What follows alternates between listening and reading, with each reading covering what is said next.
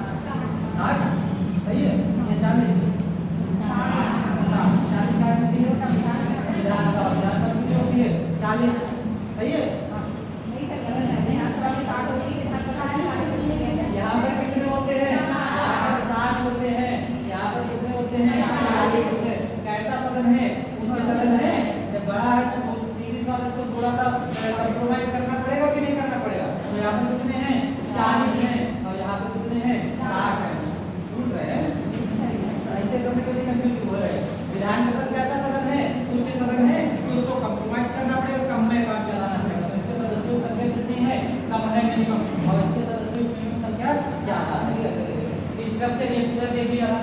विधानसभा में बताया कैसा सदन है, निम्न सदन है, निम्न सदन। ये कैसा हो जाएगा, स्थायी सदन हो जाएगा।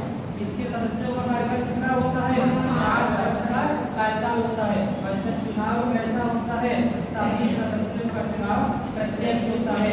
इसका भी आपको इस तरह बता दिया, अभी इस तरह से बता दिया। यहाँ पर न्यूनतम संख्या कितनी है, 60, अधिकतम कितनी है, 500। यहाँ पे अधिकतम कितनी होगी, विधानसभा की 1/3। इस राज्य की विधानसभा की कुल संख्या के 1/3 यहाँ पर अधिकतम होते। इतना हम लोगों ने देख लिया था। इसके बाद आगे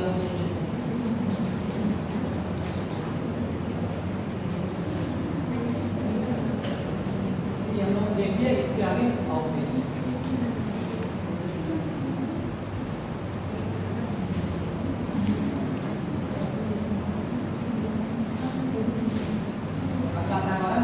विधान परिषद होती है, विधान परिषद का गठन, यानी कि इसका निर्वाचन मंडल, विधान परिषद की बात करें। विधान परिषद का गठन कैसे कैसे किया जाए, पूरी विधान परिषद का।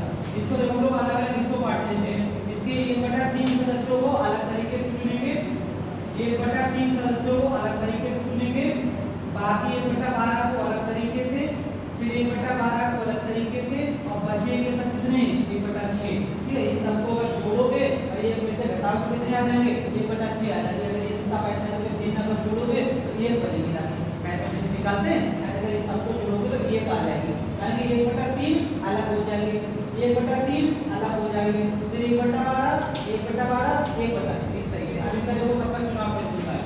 जितनी भी हमारे राज्य की विधान परिषद होती है, हमारे 100 सदस्य हैं। हमने मान लिया कि विधान परिषद में टोटल कितने सदस्य हैं, 100 सदस्य हैं। तो 100 सदस्यों का 1/3 निकालो, कितने आ जाएंगे, लगभग 33। ठीक है, आप फिगर में 33 ले लेते हैं, यानी कि लगभग 33 सदस्यों का चुनाव कैसे होगा, 1/3 सदस्यों का चुनाव कहां से होगा, राज्य की विधानसभा के सदस्यों के द्वारा। जो राज्य की हमारी विधानसभाएं होती हैं, उस राज्य की विधानसभा के सभी सदस्य क्या करेंगे, विधान परिषद की कुल सदस्य संख्या के 1/3 सदस्यों का चुनाव कर देंगे। ऐसा चुनाव हो गया प्रत्यक्ष या अप्रत्यक्ष, अप्रत्यक्ष हुआ, इनडायरेक्ट हुआ। हमने विधायकों को चुनकर भेजा, एमएलए को चुनकर भेजा, विधानसभा मतलब एमएलए। फिर एमएलए लोगों ने क्या कर दिया, 33 एमएलसी का चुनाव लगभग की बात करती है, यानी कि 1/3 सदस्यों का चुनाव कब कर देंगे, हमारे राज्य की विधानसभा के सदस्य। ये 1/3 सदस्यों का चुनाव कर देंगे। 1/3 और है, ये देखो यहाँ पर अगर 100 टोटल है तो 1/3 निकालेंगे तो कितने आ जाएंगे, ये भी लगभग 33 आ जाएंगे। ठीक है, यहाँ पर 0.33 छोड़ दिया, यहाँ पर 0.33 छोड़ दिया, लास्ट में देख लो कंप्लीट कर लेंगे। ठीक, यहाँ पर भी लगभग 33 आ जाएंगे। तो 1/3 सदस्यों का चुनाव ये कौन करता है, ये स्थानीय निकाय के सदस्यों के द्वारा, स्थानीय निकाय के सदस्यों के द्वारा। जैसे और स्थानीय बोर्ड भी आ जाते हैं, तो स्थानीय निकाय वाले बोर्ड कौन होते हैं, जैसे हमारे यहाँ लोकल बॉडी गवर्नमेंट जो होती है, नगर निगम वगैरह, वहाँ के जितने भी लोग होते हैं वो क्या करेंगे, 1/3 सदस्यों का चुनाव कर देंगे। कैसा चुनाव हो गया, प्रत्यक्ष अप्रत्यक्ष, अप्रत्यक्ष ये वाला चुनाव कैसा, ये तो आपको बता दी इनडायरेक्ट है। ये कैसा हो गया, इनडायरेक्ट हो गया। ये कैसा हो गया, ये इनडायरेक्ट। हमें क्या पूछना है, सही है इनडायरेक्ट है सर। अभी ये भी क्या होगा, बाहर जाने का समझो, बताओ थोड़ा सा ध्यान दो, आप फिर बताओ। 1/3 सदस्यों का चुनाव कौन कर रहा है, स्थानीय निकाय के सदस्यों के द्वारा किया जा रहा है। आप बताओ सभी लोग ढंग से, इनडायरेक्ट है कि डायरेक्ट है, आपका इनडायरेक्ट हो गया, इनडायरेक्ट है, इनडायरेक्ट है, आप इनडायरेक्ट है, इसका क्या सोचते हो, सीधी बात है। हम लोगों ने क्या किया है, हम लोगों ने अपने स्थानीय निकाय के सदस्य चुने हैं, अपने मेंबर चुने हैं, फिर और कह सकते हैं चेयरमैन चुने हैं, पार्षद चुने हैं, नगर निगम के मेयर चुने हैं। इन लोगों ने क्या कर दिया, इन लोगों ने 1/3 एमएलसी को चुन लिया। कैसे हो जाएगा, इनडायरेक्ट हो जाएगा। अब देखो 1/12 सदस्य, 96 यानी कि लगभग 8 सदस्य भैया 8 मान लेते हैं, लगभग 8 सदस्य मान लेते हैं 100 में से। तो 1/12 सदस्य, 1/12 सदस्यों का चुनाव ऐसे निर्वाचन मंडल से, ऐसे निर्वाचन मंडल से जो कम से कम 3 वर्ष पूर्व से स्नातक हो, यानी कि ऐसे लोग जो कम से कम 3 वर्ष पूर्व से ग्रेजुएट हो चुके हैं, ऐसे लोगों का एक निर्वाचन मंडल बनेगा। ऐसे लोग क्या करेंगे, 1/12 सदस्यों का चुनाव करेंगे, यानी कि वर्ष कौन सा चल रहा है, 2025 चल रहा है। ऐसे सभी लोग जो 2022 तक ग्रेजुएट हो चुके थे वो क्या कर सकते हैं, इन 1/12 सदस्यों के चुनाव में वोट दे सकते हैं। तो अब ये बताओ, ये वाला चुनाव प्रत्यक्ष हुआ कि अप्रत्यक्ष हुआ, डायरेक्ट इनडायरेक्ट, डायरेक्ट प्रत्यक्ष, डायरेक्ट डायरेक्ट डायरेक्ट डायरेक्ट और बताओ। अच्छा ये बताओ, जैसे मान लिया यहाँ पे लोग सब लोग बैठे हुए हैं, मान लिया इनमें से कुछ लोग हैं ग्रेजुएट हैं, कुछ लोग नहीं हैं, और कुछ लोगों का ग्रेजुएशन चल रहा है। हमने मान लिया सबके सब ग्रेजुएट बैठे हैं, जितने भी लोग यहाँ पे बैठे हुए सबके सब ग्रेजुएट हैं, और सब लोगों का ग्रेजुएट 2022 तक हो गया था। किसी 2011 तक किया, किसी 2015 किया है, किसी 2021 भी है, सबका ग्रेजुएशन हो चुका है। ऐसे में इन वाले 8 सदस्यों के लिए चुनाव के लिए नोटिफिकेशन निकला है। तो इन 8 सदस्यों के चुनाव में आप सभी लोग वोट दे सकते हैं कि नहीं दे सकते, दे सकते हैं। तो ये चुनाव प्रत्यक्ष हुआ, अप्रत्यक्ष हुआ, प्रत्यक्ष हुआ, डायरेक्ट हो गया कि नहीं हो गया। तो इसमें कौन शामिल हो रहा है, इसमें डायरेक्ट पब्लिक शामिल हो रही है, ऐसे लोग जो कम से कम 3 वर्ष पूर्व से क्लियर है बात। तो ऐसे 1/12 सदस्यों का चुनाव कर दिया जाएगा, ये भी लगभग 8 आ जाएंगे, 12 के साथ ये भी आ जाएगा। 1/12 सदस्यों का चुनाव, बचे हुए 1/12 सदस्यों का चुनाव ऐसे निर्वाचन मंडल से, ऐसे निर्वाचन मंडल से किया जाएगा जो कम से कम 3 वर्षों से माध्यमिक स्तर के अध्यापक, जूनियर, ठीक है, प्राइमरी, प्राइवेट, जूनियर, टीजीटी, फिर पीजीटी, और डिग्री कॉलेज ऐसे करके चलते हैं। तो ऐसे लोग जो कम से कम 3 वर्षों से जूनियर लेवल के टीचर्स हैं, तो वो लोग क्या कर सकते हैं, 1/12 सदस्यों के चुनाव में वोट दे सकते हैं। अब ये बताओ, ये डायरेक्ट हुआ कि इनडायरेक्ट हुआ, डायरेक्ट, डायरेक्ट, और बताओ कैसा हुआ, डायरेक्ट, और बताओ डायरेक्ट होगा कि बताओ, डायरेक्ट ही है, डायरेक्ट ही है, क्योंकि ये जो टीचर्स हैं, ये जो टीचर्स हैं, ये कौन है, ये पब्लिक के लोग हैं या जनप्रतिनिधि हैं, या जनप्रतिनिधि थोड़ी है, हम ही लोगों में से, हम सभी लोग मान लीजिए लोग बैठे हुए, और सब पता लगे जूनियर टीचर है, जितने लोग बैठे हुए सब जूनियर टीचर हैं और कम से कम 3 साल से पढ़ा रहे हैं। तो ऐसे में अगर 1/12 सदस्यों के लिए वोट के लिए बात आए तो आप सभी लोग वोट दे सकते हैं। कैसा हो गया, डायरेक्ट इलेक्शन। इन दोनों का कैसा हो जाएगा, डायरेक्ट, इनका कैसा हो जाएगा, ठीक, इतनी चीज ध्यान दें। बचे 1/6 सदस्य।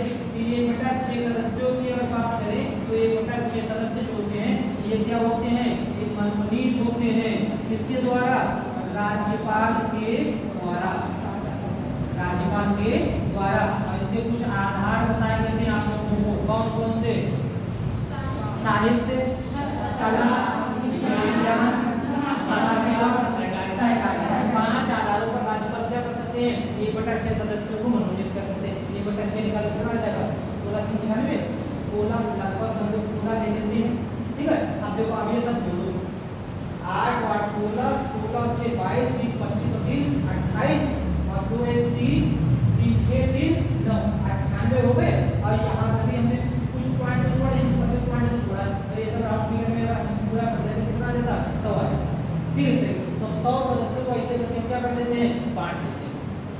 यानी कि अगर आपसे विधान परिषदों के निर्वाचन मंडल की बात की जाए तो 1/3 सदस्यों का चुनाव कौन करता है, उन राज्यों की विधानसभाओं के सदस्यों के द्वारा। और ये वाले जो सदस्य होते हैं, इन इनका कोई निर्वाचन क्षेत्र नहीं होता है, ये पूरे स्टेट को रिप्रेजेंट करते हैं। ठीक है, इनका कोई एक निर्वाचन क्षेत्र नहीं होता है, ये पूरे स्टेट को रिप्रेजेंट करेंगे। बाकी के 1/3 सदस्यों का चुनाव कौन करता है? स्थानीय निकाय के सदस्यों के द्वारा किया जाता है। और अगर 1/12 सदस्यों की बात करें, ऐसे लोगों से बने निर्वाचन मंडल जो कम से कम 3 वर्ष पूर्व से ग्रेजुएट हैं। बाकी 1/12 सदस्यों का चुनाव ऐसे लोगों के निर्वाचन मंडल से जो कम से कम 3 वर्ष पूर्व से कम जूनियर लेवल के टीचर हैं। जूनियर लेवल पर कितने भी जूनियर हो, पीजीटी हो या डिग्री कॉलेज हो, सब लोग इसके लिए एलिजिबल होते हैं। 1/6 सदस्यों को राज्यपाल क्या करते हैं? माननीय। यहाँ तक कितनी बातें क्लियर?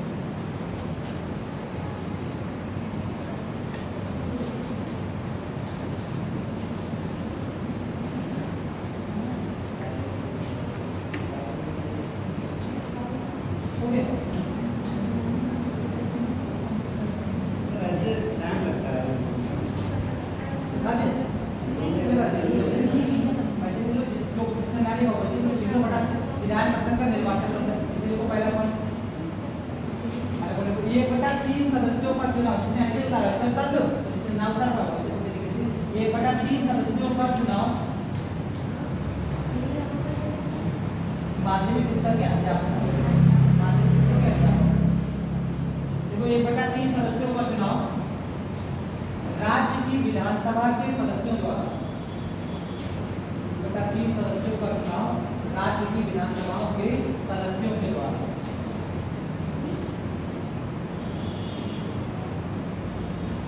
सदस्यों का चुनाव राज्य की विधानसभाओं के सदस्यों के द्वारा। नंबर 2, 1/3 सदस्यों का चुनाव, 1/3 सदस्यों का चुनाव स्थानीय निकाय के सदस्यों के द्वारा। 1/3 सदस्यों का चुनाव स्थानीय निकाय के सदस्यों के द्वारा।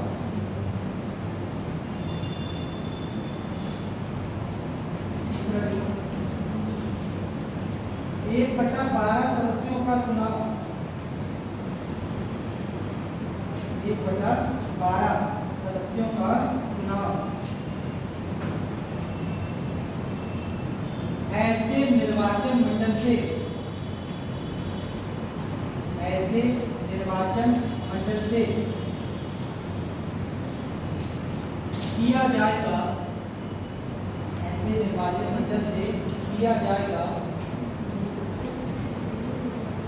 जो कम से कम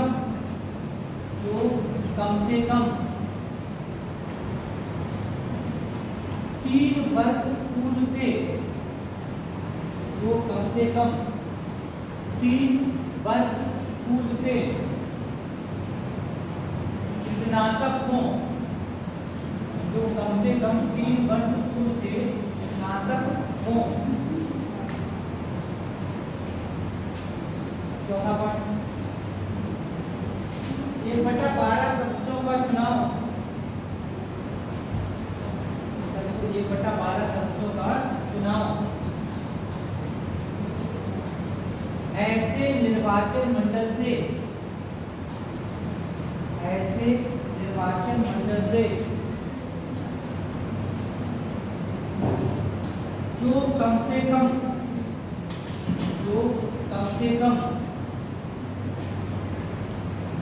3 वर्षों से, जो कम से कम 3 वर्षों से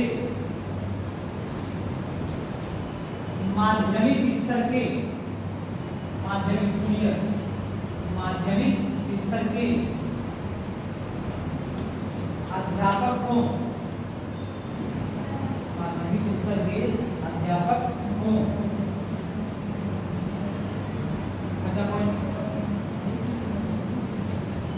शेष 1/6 सदस्यों को, शेष 1/6 सदस्यों को राज्यपाल के द्वारा, राज्यपाल के द्वारा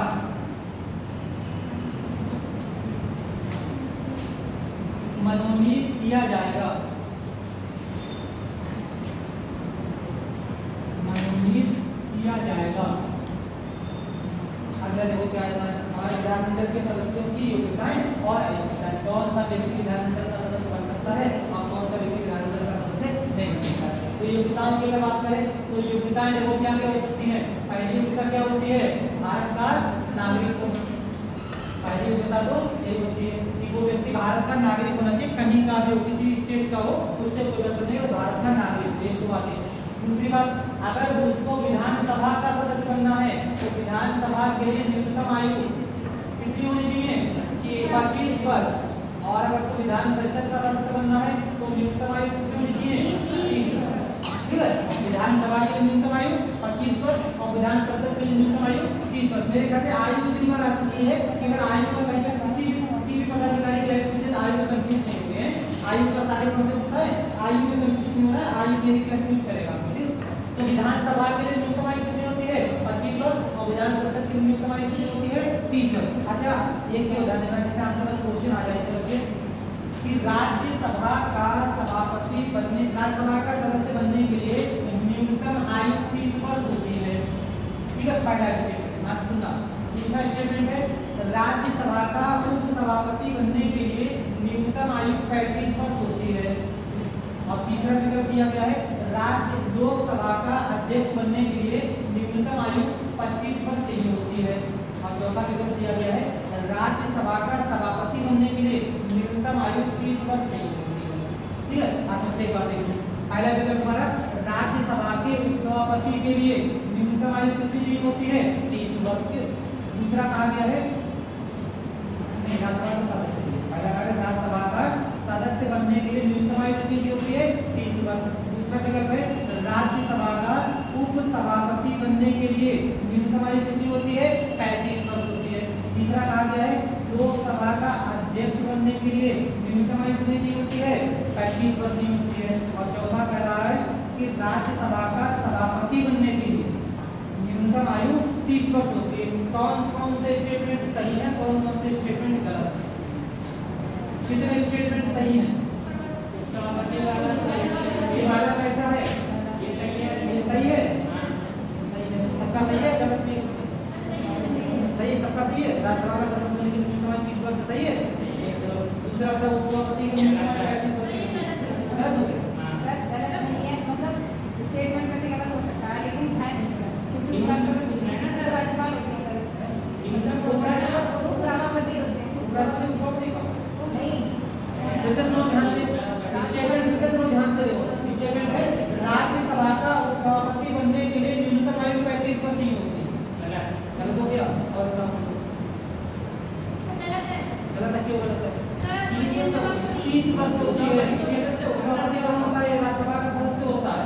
ठीक है, तो कितनी होती है 30 वर्ष होती है। तीसरा स्टेटमेंट हम लोकसभा का अध्यक्ष बनने के लिए न्यूनतम 25 वर्ष होती है। सही गलत है? सही हो गया, ये भी मान सही हो गया। चौथा कह रहा है राज्यसभा का सभापति बनने के लिए न्यूनतम 30 वर्ष होती है। गलत है।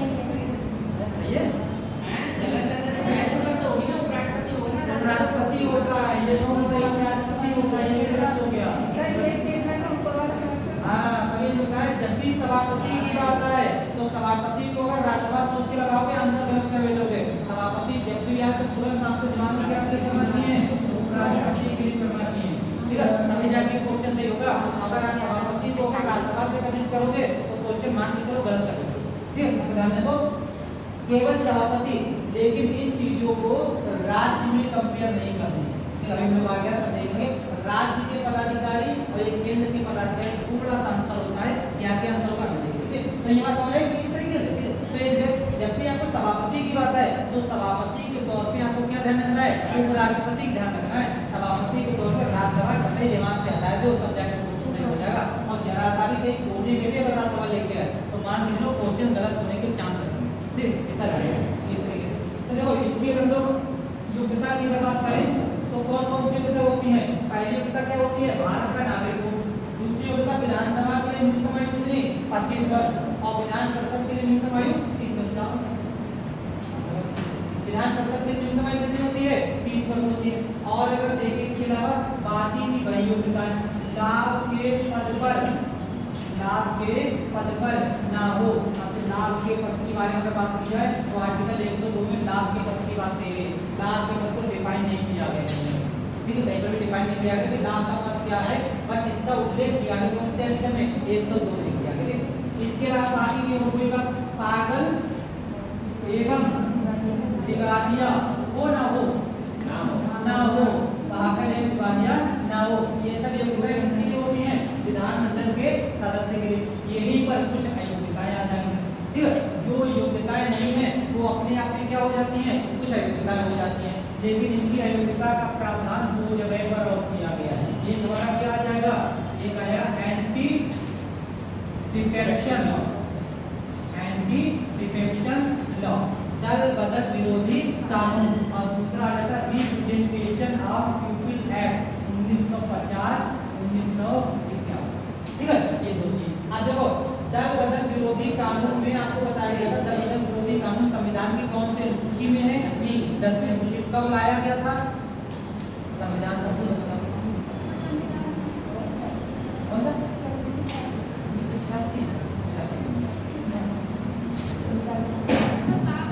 52 संविधान संशोधन पर बताओ, 1985 में आया, 1985 इसके द्वारा लाया गया था दल बदल विरोधी कानून। दल बदल विरोधी कानून में कहा गया है कि अगर कोई सदस्य दल बदल के आधार पर अगर अयोग्य घोषित हो जाता है तो इस पे डिसीजन कौन लेगा, इस पे डिसीजन लेगा प्रिसाइडिंग ऑफिसर यानी कि पीठासीन अधिकारी, ये डिसीजन देगा। लेकिन अगर और किसी आधार पर कोई व्यक्ति डिस्क्वालीफाई हो गया, जैसे कि अगर एग्जाम्पल के तौर पर जैसे मान लिया किसी व्यक्ति पर, किसी सदस्य पर एंटी डिफेक्शन लॉ के उल्लंघन का आरोप लगता है और उस व्यक्ति को उसकी सदस्यता से डिस्क्वालीफाई कर दिया जा रहा है, ये प्रोसेस चल रही है, तो इस प्रोसेस में कौन डिसीजन लेगा, पीठासीन अधिकारी लेगा। मतलब विधानसभा का अध्यक्ष है तो विधानसभा का सदस्य है तो विधानसभा का अध्यक्ष डिसीजन लेगा, और विधान परिषद का है तो विधान परिषद का सभापति डिसीजन लेगा इस तरीके।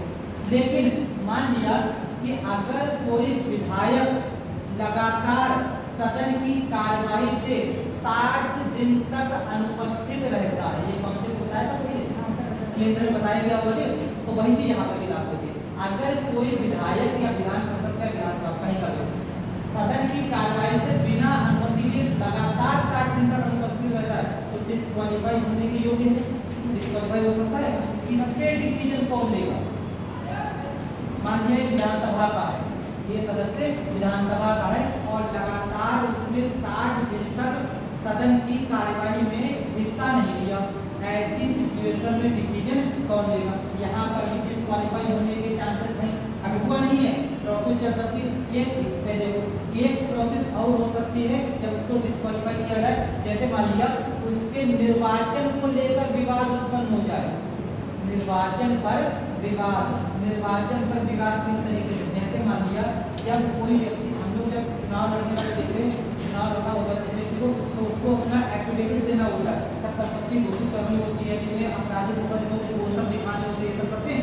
जानने का अधिकार है तो कौन से आर्टिकल में आता है, राइट टू नो, 19 में कौन सा, 19 में कौन सा, 19 में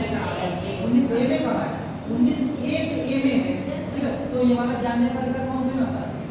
इसी में आता है। बोलने के अधिकार में जानने का अधिकार शामिल है। जब कुछ पता होगा तभी तो बोलेंगे, कि ऐसे कुछ भी बोलते चले जाए तो थोड़ी बोलेंगे। तो ऐसे में अगर उससे पता लगे गलत तरीके का कोई जो है साक्ष्य दे दिया, तब उसके निर्वाचन को हाई कोर्ट में हमने जो है डिसीजन कौन लेगा? हाई कोर्ट लेगा। तो इसका एक आंसर निकल गया। इसमें निर्वाचन से संबंधित कोई विवाद है तो डिसीजन कौन लेगा? हाई कोर्ट लेगा। चलो एक हमने बता दिया, ये दोनों आप बता दो। इस ये वाला भी आपको बता दिया। इसके बता दो अगर लगातार 60 दिन तक अनुपस्थित रहता है तब कौन इस पे डिसीजन लेगा? आप देखो ये 3 तरीके के मैं आपको डिस्क्वालिफिकेशन बताई हैं और तीनों के तीनों ध्यान रखो। अगर एंटी डिफेक्शन लॉ है तब डिसीजन कौन लेगा? पीठासीन अधिकारी। निर्वाचन से संबंधित कोई विवाद है तब डिसीजन कौन लेगा? High court. अगर लगातार इस तरीके वाली कोई सिचुएशन आ जाती है तो इस पे डिसीजन कौन लेगा? राज्यपाल लेगा। इस पे डिसीजन राज्यपाल लेंगे निर्वाचन आयोग की सलाह। ठीक है, तीनों अलग अलग तरीके यहीं पे तीनों लिखवा दे रहे हैं। ये चीज हम इसको लिखाएंगे, यहीं लिखवा देंगे। अगर एंटी डिफेक्शन लॉ के मामले में कोई डिस्क्वालीफाई हो जाता है तो राज्य में भी और केंद्र में भी कौन उस पर डिसीजन लेंगे? पीठासीन अधिकारी डिसीजन लेंगे। अगर कोई निर्वाचन से संबंधित विवाद है तब डिसीजन कौन लेगा? हाई कोर्ट लेगा। चाहे केंद्र का सांसद हो चाहे राज्य का विधायक हो, डिसीजन कौन लेगा? हाई कोर्ट लेगा। लेकिन अगर कोई सदन की कार्यवाही से लगातार 60 दिन तक अनुपस्थित रहता है और तब वो डिस्क्वालीफाई होने की उसकी सिचुएशन है तो केंद्र में डिसीजन कौन लेगा? राष्ट्रपति निर्वाचन आयोग की सिफारिश पर। और राज्य में कौन लेंगे? राज्यपाल निर्वाचन आयोग की सिफारिश। ठीक है, तो 3 डिस्क्वालिफिकेशन हमने बताई और तीनों के मामले अलग अलग हैं। ठीक है, ध्यान रखना। तो एंटी डिफेक्शन लॉ पे डिसीजन कौन लेंगे? पीठासीन अधिकारी। ये तो ये हो जाएगा डिस्क्वालीफाई होने का। एक रिप्रेजेंटेशन ऑफ पीपल एक्ट में डिस्क्वालिफिकेशन का कुछ कॉन्सेप्ट बताया गया है। बता दो अपने आप जन प्रतिनिधित्व अधिनियम इसके अनुसार 2 साल से ज्यादा किसी को सजा होती है, 2 साल से ज्यादा किसी को सजा 2 वर्ष या उससे ज्यादा सजा होती है तो सजा की अवधि के 6 वर्ष तक चुनाव नहीं लड़ सकता। यानी कि अगर क्रिमिनल केस में किसी सदस्य को कम से कम 2 वर्ष की सजा होती है तो 2 वर्ष पूरी करने के बाद 6 वर्ष तक वो व्यक्ति चुनाव नहीं लड़ सकता। अगर टोटल कितना हो जाएगा? 8। किसी को 3 वर्ष की सजा हुई तो 9 साल नहीं लड़ सकता। 3 और 6 9 4 की सजा हुई 4 और 6 10 साल तक नहीं लड़ सकता। ये सजा पूरी करे उसके 6 वर्ष बाद तक चुनाव नहीं लड़ सकता। एग्जाम्पल को दिया राहुल गांधी का एग्जाम्पल दिया, फिर राहुल गांधी को तो बच गए। तो ऐसे अगर किसी के कॉन्सेप्ट कौन से में रिप्रेजेंटेशन ऑफ पीपल इस तरीके से कोई भी सांसद हो या विधायक हो क्या हो जाएगा? डिस्क्वालीफाई हो जाएगा। ये वाला एक्ट सब पे लागू है। संसद में, विधानमंडल में और स्थानीय निकाय सब में ये वाला कानून हमारा लागू होता है। यहाँ तक की बातें क्लियर होती है। तो ये वाली हो जाती है योग्यताएं और ये वाली हो जाती है अयोग्यता। देखो फटाक से योग्यताएं पहले तो विधानमंडल की योग्यता, विधानमंडल की योग्यता। पहला पॉइंट भारत का नागरिक हो। पहला पॉइंट भारत का नागरिक हो। नंबर 2 विधानसभा की स्थिति में, विधानसभा की स्थिति में न्यूनतम आयु, विधानसभा की स्थिति में न्यूनतम आयु 25 वर्ष। विधानसभा की स्थिति में न्यूनतम आयु 25 वर्ष। और विधान परिषद के लिए, और विधान परिषद के लिए 30 वर्ष होनी चाहिए। विधानसभा की स्थिति में न्यूनतम आयु 25 वर्ष और विधान परिषद के लिए 30 वर्ष होनी चाहिए। 30 वर्ष होनी चाहिए। अगला पॉइंट लाभ के पद पर ना हो।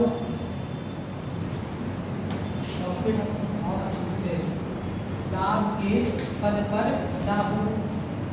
देखो आर्टिकल 102 लाभ के पद पर ना हो। 14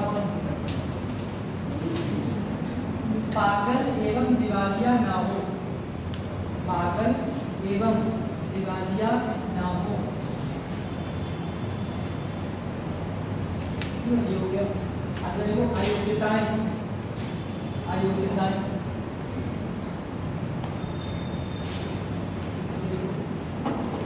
अयोग्यताएं दल बदल विरोधी कानून, दल बदल विरोधी कानून पर, दल बदल विरोधी कानून के आधार पर, के आधार पर, दल बदल विरोधी कानून के आधार पर यदि कोई सदस्य, यदि कोई सदस्य अयोग्य हो जाए, यदि कोई सदस्य अयोग्य हो जाए तो उस पर निर्णय, तो उस पर निर्णय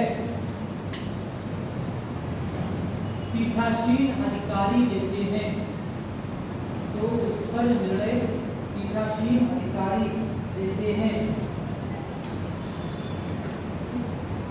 अगला पॉइंट,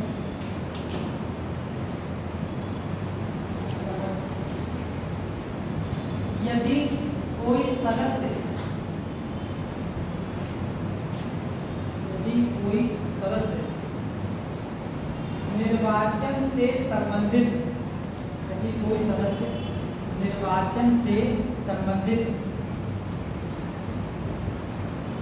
विवाद के आधार पर, निर्वाचन से संबंधित विवाद के आधार पर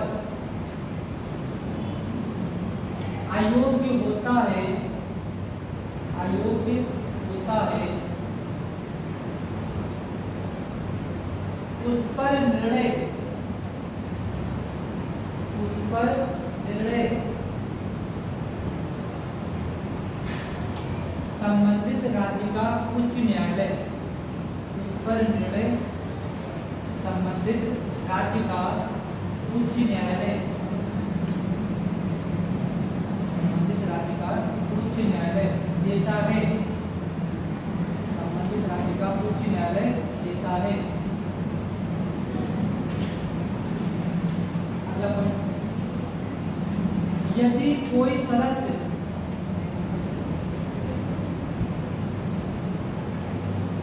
यदि कोई सदस्य लगातार 60 दिनों तक,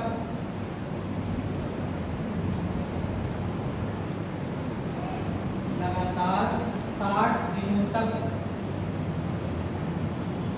बिना सदन की अनुमति के, बिना सदन की अनुमति के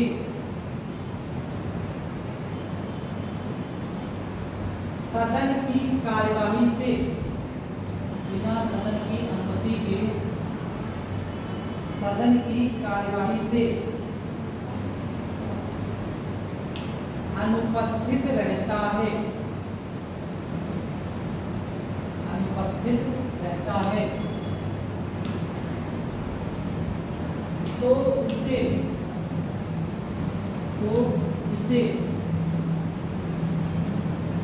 अयोग्य घोषित किया जा सकता है, तो उसे अयोग्य घोषित किया जा सकता है।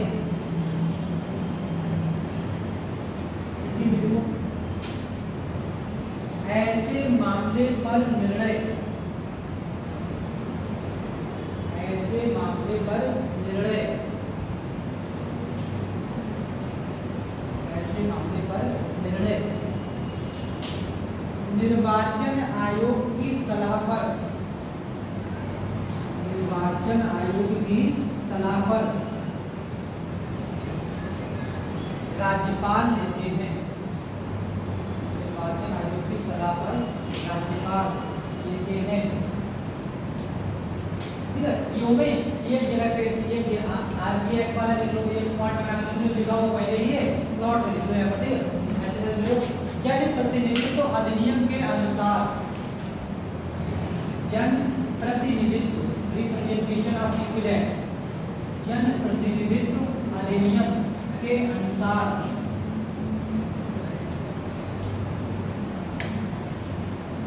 यदि कोई सदस्य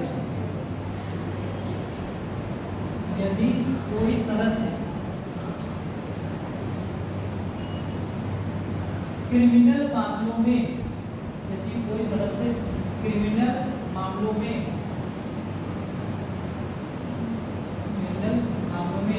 दोषी ठहराया जाए, यदि कोई सदस्य क्रिमिनल मामलों में दोषी ठहराया जाए,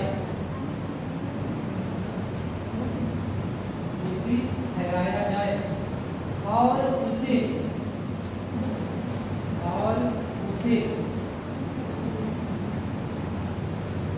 कम से कम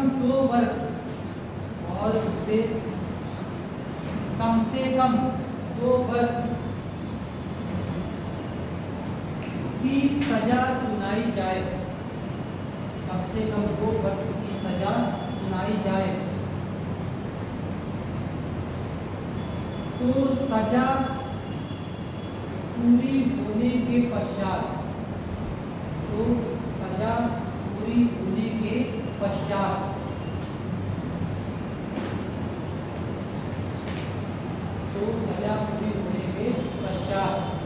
अगले 6 वर्ष तक,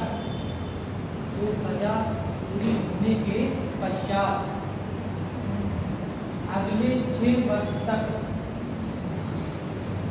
वह चुनाव नहीं लड़ सकता, ये 6 वर्ष तक वह चुनाव नहीं लड़ सकता। ठीक है, ये डिस्क्वालिफिकेशन तो गई विधानमंडल के सदस्य, ऐसे आप देख लेते विधानमंडल की शक्तियां, विधानमंडल की बाकी सारी बातें हो गई, हम लोग विधानमंडल की शक्ति, जैसे केंद्र में राज्यसभा और लोकसभा की शक्तियां देखी थी, ऐसे प्राथमिक किसकी आ जाएंगी, विधानसभा और विधान परिषद की शक्तियां।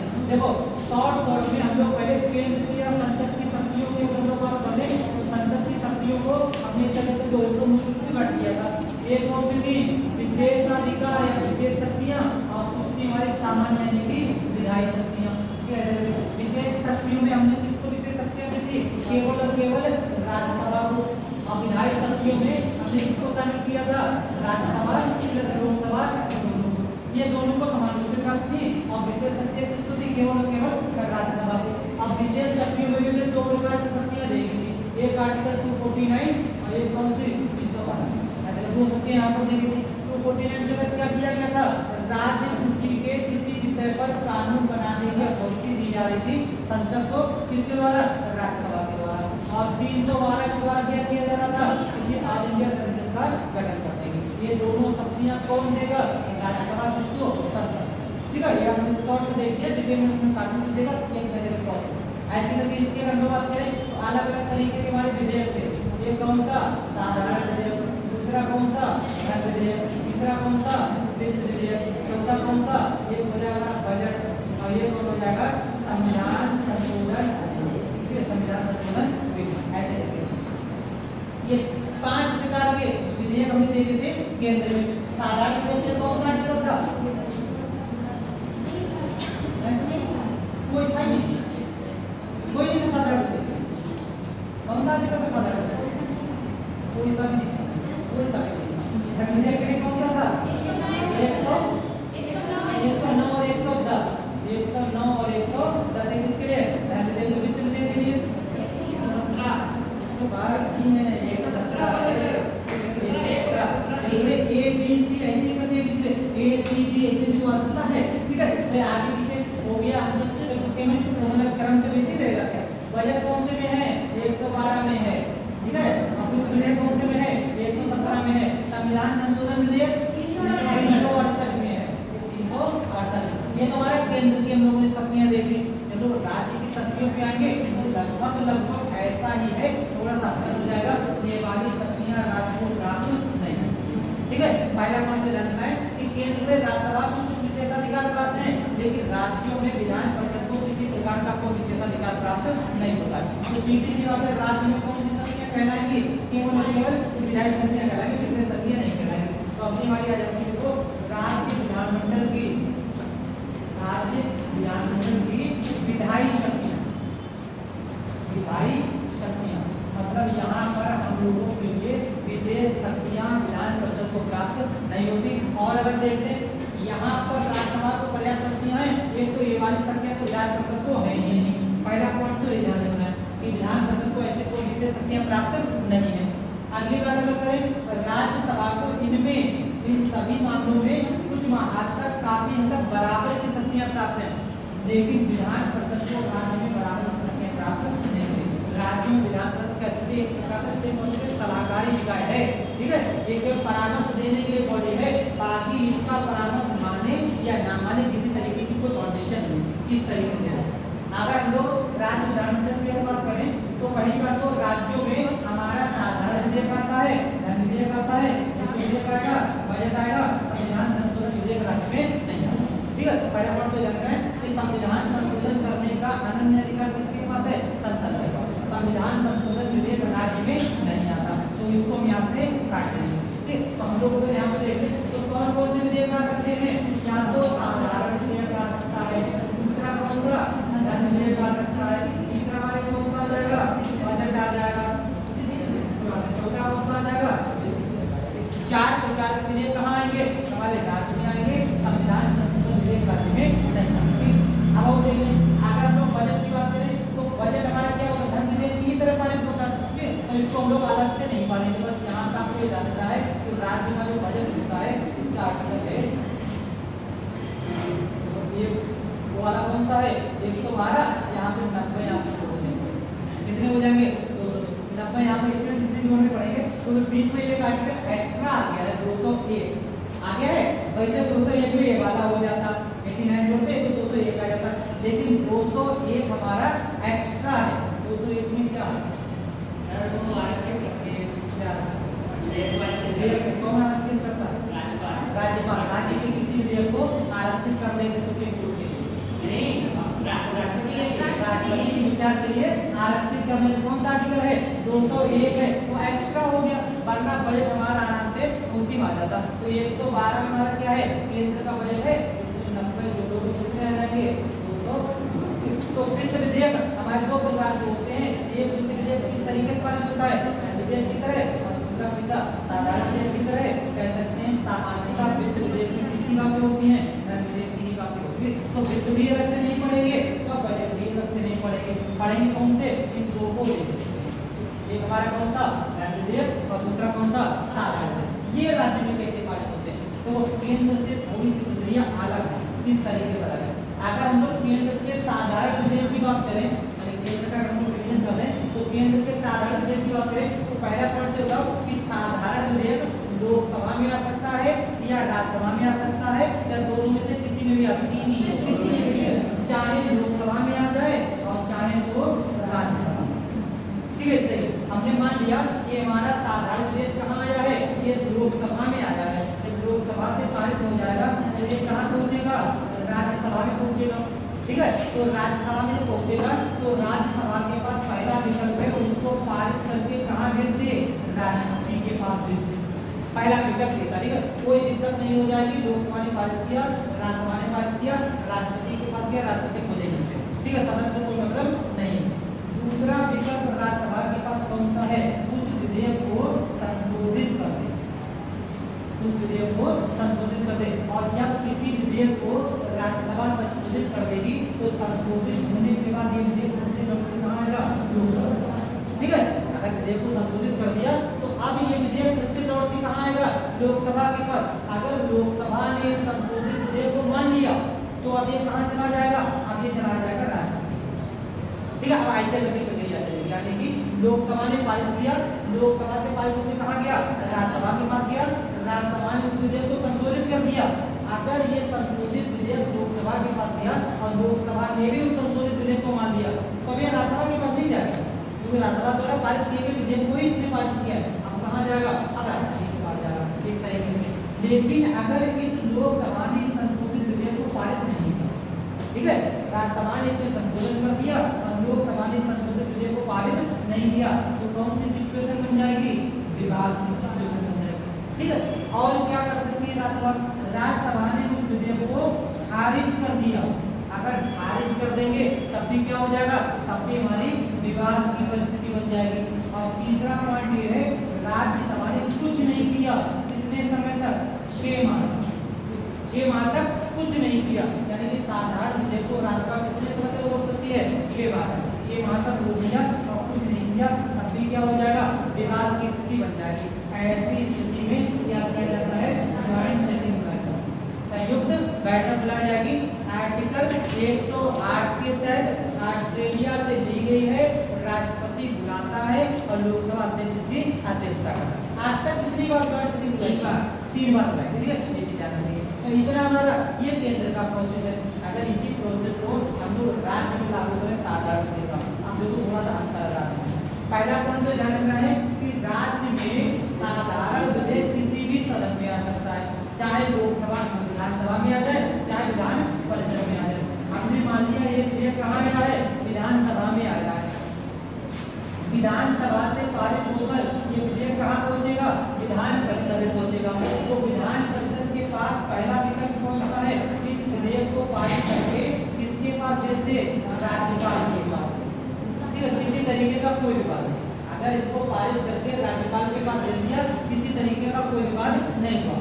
लेकिन अगर विधान परिषद ने इसको संशोधित कर दिया, विधान परिषद ने अगर इसको संशोधित कर दिया, पहला विकल्प ये है।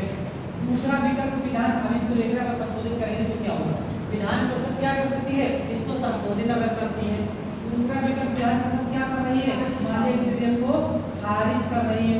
और तीसरा विकल्प विधान परिषद इस विधेयक पर कुछ नहीं कर रही, कुछ नहीं करना। कितने समय तक, 3 माह।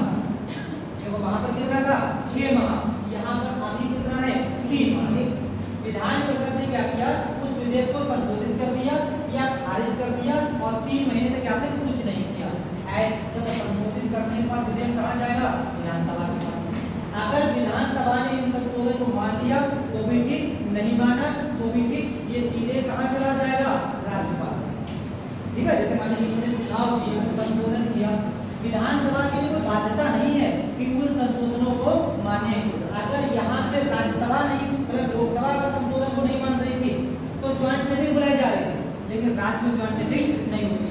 अगर विधान परिषद ने किसी विधेयक को संशोधित किया तो विधानसभा का मन चाहे उन संशोधनों को माने चाहे उन संशोधनों को ना माने। ठीक है, पहला विकल्प तो ये है। दूसरी बात, अगर विधान परिषद ने उसको खारिज कर दिया तब भी कुछ नहीं चलेगी, विधानसभा क्या करेगी, इसको बाईपास करके दोबारा विधेयक कहाँ भेज देगी, राज्यपाल के पास।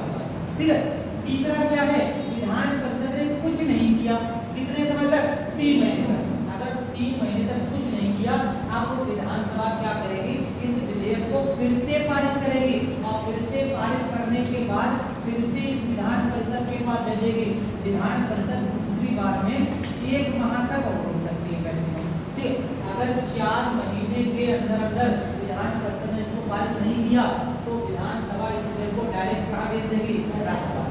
तो कोई शक्ति हुई राज्य में विधान परिषद के पास, कोई खास शक्ति नहीं। क्या कर सकते हैं, बहुत ज्यादा लेट कर देंगे, कितने समय तक, 4 महीने, मैक्सिमम 4 महीने तक किसी विधान परिषद किसी विधेयक को साधारण को क्या कर सकते हैं, रोक सकती है। इसके अलावा कुछ भी नहीं कर सकती है, ना तो संशोधित कर सकती है ना तो खारिज कर सकती है।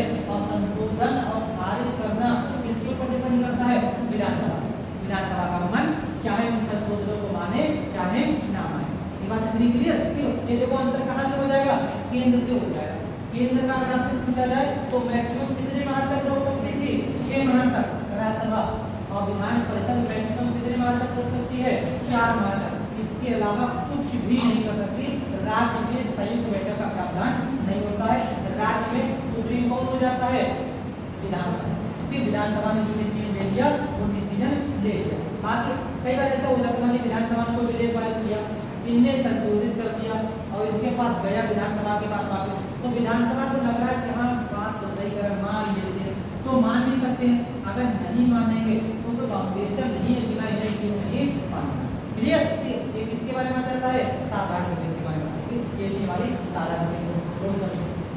यहाँ तक क्लियर, कोई डाउट किसी तरीके का, इसको नोट करो। विधानमंडल की विधायी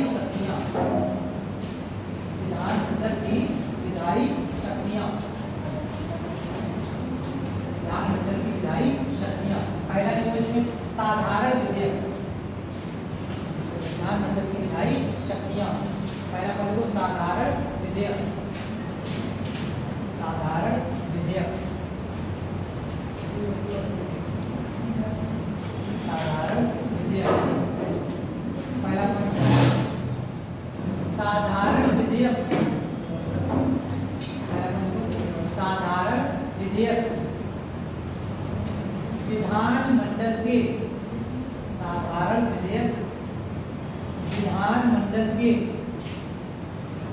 किसी भी सदन, साधारण विधेयक विधानमंडल के किसी भी सदन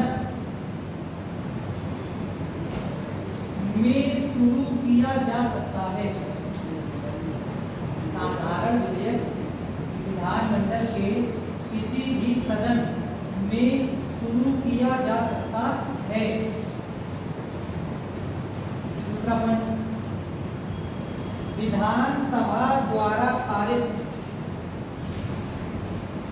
विधानसभा द्वारा पारित साधारण विधेयक, विधानसभा द्वारा पारित साधारण विधेयक जब विधान परिषद के पास,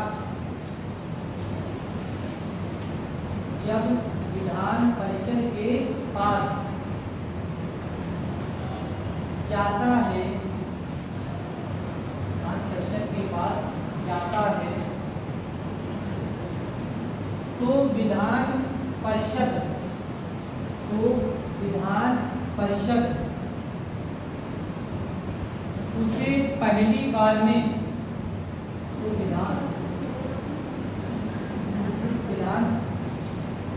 विधानसभा द्वारा,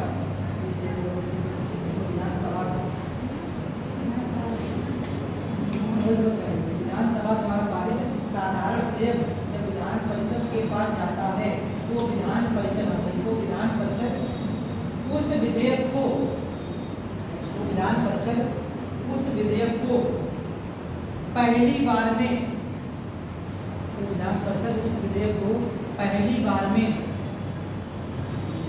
3 माह, पहली बार में 3 माह और दूसरी बार में, और दूसरी बार में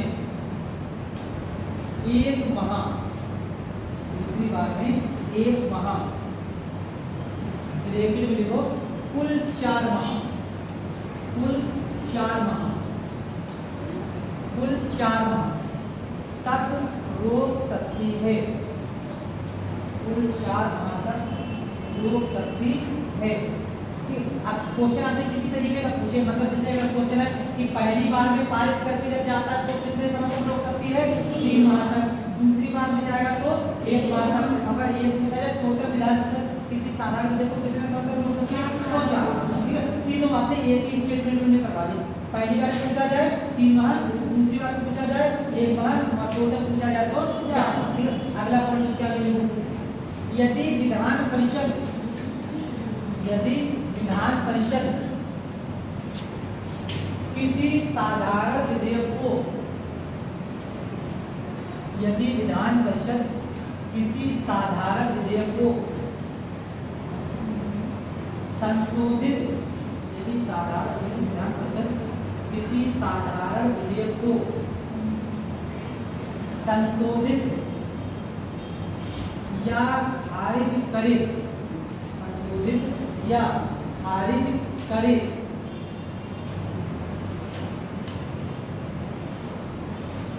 तो उसके संशोधन, तो उसके संशोधन मानना, तो उसके संशोधन मानना विधानसभा के लिए, तो उसके संशोधन मानना विधानसभा के लिए अनिवार्य नहीं होते, अनिवार्य नहीं होते।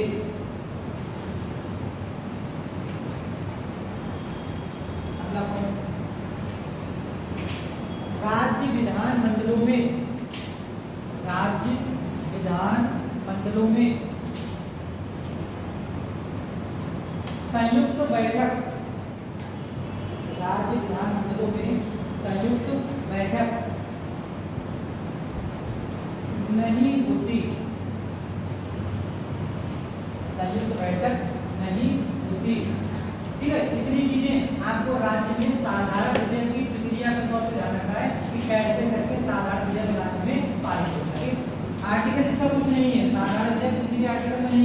वो कहीं का नहीं है, वो कैसा है, साधारण। ठीक है, ये ध्यान रखो। अगला हमारा जो देखते हैं केंद्र का धन विधेयक। तो केंद्र का धन विधेयक था वो कौन से आर्टिकल में था, 109 और 110। ठीक है, दो भी हमारे केंद्र का आर्टिकल है। 110 वाले में 89 जोड़ो, कितने आ जाएंगे, 199। 199 में क्या है, राज्य का धन विधेयक। ठीक है, इसका आर्टिकल ध्यान रखो। अगर आपसे राज्य के धन विधेयक की बात की जाए तो राज्य का धन विधेयक कौन से अनुच्छेद में है, 199।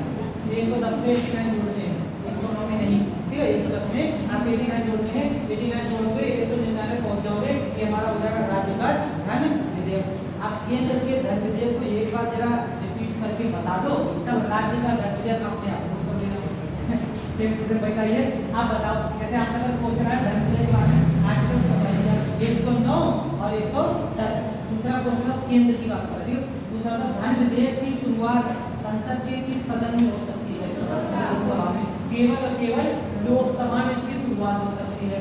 दूसरा इसके बारे में बताया किसी पूछ के लेके आएंगे या इसे राष्ट्रपति की पूर्व अनुमति से लेके आएंगे। ये विधेयक राष्ट्रपति की पूर्व अनुमति से लेके आएंगे। और बताओ जब लोकसभा द्वारा पारित कोई धन विधेयक जब राज्यसभा के पास जाता है तो राज्यसभा उस विधेयक को कितने समय तक रोक सकती है, 14 दिन, मैक्सिमम 14 दिन तक रोक सकती है। इससे ज्यादा राज्यसभा कुछ भी नहीं कर सकती। अगर राज्यसभा ने इसको संशोधित कर दिया या इसको खारिज कर दिया, तो अगर इसको संशोधित कर दिया राज्यसभा ने, किसी धन विधेयक को राज्यसभा ने संशोधित कर दिया, तो ये कहाँ जाएगा, लोकसभा के पास जाएगा। फिर से तो लोकसभा क्या करेगी,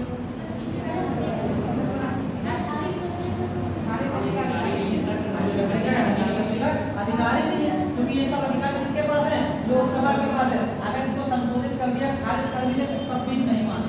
ठीक है, डायरेक्ट लोकसभा से कहाँ चला जाएगा, राष्ट्रपति का। यही में राज्यसभा को बाईपास कर देंगे और डायरेक्ट कहाँ पहुंच जाएगा, राष्ट्रपति। ठीक है, ये हमारे केंद्र के धन विधेयक की प्रोसेस होती है। यही प्रोसेस कहाँ पे फॉलो करेंगे, राज्य में आर्टिकल 199 के तहत राज्य के धन विधेयक के मामले। तो पहला आपसे अगर क्वेश्चन आ जाए कि जो राज्य का धन विधेयक है तो किसकी पूर्व अनुमति से लाया जाएगा, तो पहला पॉइंट ध्यान रखना है कि राज्यपाल की पूर्व अनुमति से, राज्यपाल की पूर्व अनुमति से लाया जाएगा। दूसरा पॉइंट ध्यान रखना है कि इसको कहाँ प्रस्तुत किया जाएगा, केवल केवल विधानसभा में प्रस्तुत किया जाएगा। इसको राज्यसभा में नहीं लाया जाएगा, विधान परिषद में नहीं लाया जाएगा। अभी बताओ विधान परिषद में धन विधेयक पर चर्चा होगी कि नहीं होगी, चर्चा होगी। ठीक है, ये क्वेश्चन था ऑनलाइन में, ये ध्यान रखना है। तो ये केंद्र वाला था क्वेश्चन, राज्यसभा में ये चर्चा तो हो सकती है, लेकिन उस विधेयक को खारिज करने, संशोधित करने का अधिकार नहीं है। तो जब भी कोई धन विधेयक आएगा तो राज्यपाल की पूर्व अनुमति से आएगा और ऐसा विधेयक केवल और केवल विधानसभा में लाया जा सकता है। ऐसे विधेयक की शुरुआत विधान परिषद में नहीं हो सकती है। तीसरा पॉइंट, जब ये विधेयक विधान परिषद में जाएगा तो विधान परिषद केवल 14 दिन तक क्या कर सकती है, इसको रोक सकती है। इसके अलावा कुछ भी अधिकार विधान परिषद के पास नहीं। तो यहाँ भी अधिकार नहीं, साधारण भी अधिकार नहीं। तो खाली बैठे हुए लोग हैं, खाली बैठे हुए लोग हैं, खाली की नहीं है, सीनियर लोग होते हैं। इनसे कई बार सलाह अच्छी खासी मिल जाती है। और एक चीज होती है, कई बार ऐसा होता है जैसे मान लिया कोई नेता ऐसा है, मान लिया वो पब्लिक के बीच जाकर अच्छी अच्छी बातें नहीं कर सकता, भाषण नहीं दे सकता है कोई बढ़िया तरीके से, तो चुनाव जीत पाएगा, नहीं जीत पाएगा। बढ़िया बढ़िया बातें ही नहीं बोलनी आती तो चुनाव कहाँ से जीतेंगे, चुनाव नहीं जीतेंगे। लेकिन उनके पास अनुभव बहुत है, अनुभव निकाला जाता है, पता नहीं राजनीति का बहुत अनुभव है या फिर कहते हैं इकोनॉमी का बहुत ज़्यादा अनुभव है, विदेश नीति बहुत अच्छी है, ऐसे उनके पास अनुभव बहुत ज़्यादा है। उनको उनके अनुभव का फायदा उठाना है। ऐसे में फायदा कैसे उन्हें मंत्री बनाए के उठाए। और मंत्री अगर मान लीजिए सदस्य ने पता लगे कि हाँ चुनाव लड़ाया, चुनाव हार गए, बढ़िया तरीके से बोलना ही नहीं आया, चुनाव हार गए, और मंत्री बना लिया, तो मंत्री कितने समय तक बना सकते हैं, 6 महीने तक।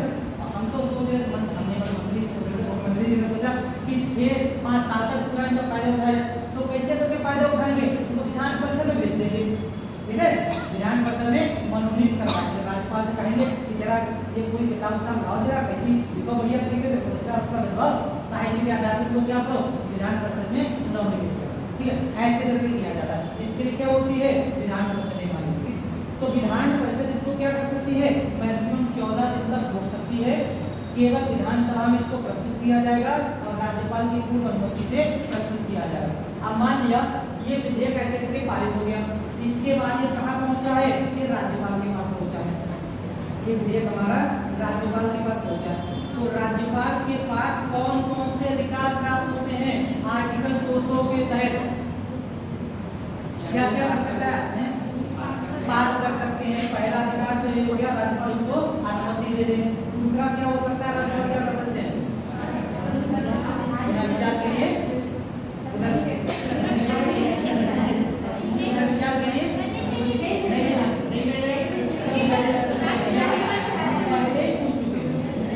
पहले ही पूछ चुके हैं तो पुनर्विचार के लिए वापस नहीं दे सकते। मतलब यहाँ पर राज्यपाल सस्पेंसिव वीटो यूज नहीं कर सकते, यानी सस्पेंसिव वीटो यूज नहीं कर, बाकी के वीटो कर सकते हैं नहीं कर सकते।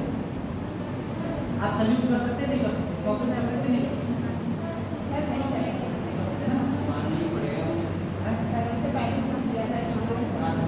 लिया था तो आपको वीटो यूज करेंगे कि नहीं करेंगे? नहीं कर सकते ना, सही है। सस्पेंसिव नहीं कर सकते, बाकी के दोनों बताओ, आप सल्यूट और कॉपी कर सकते हैं नहीं कर सकते? सल्यूट कर सकते हैं नहीं कर सकते? कॉपी कर सकते हैं ओके, कॉपी या फिर आप सल्यूट बताओ कुछ नहीं कर सकते ना, वो तो पासिव है, सब कर सकते हैं सस्पेंसिव को छोड़कर।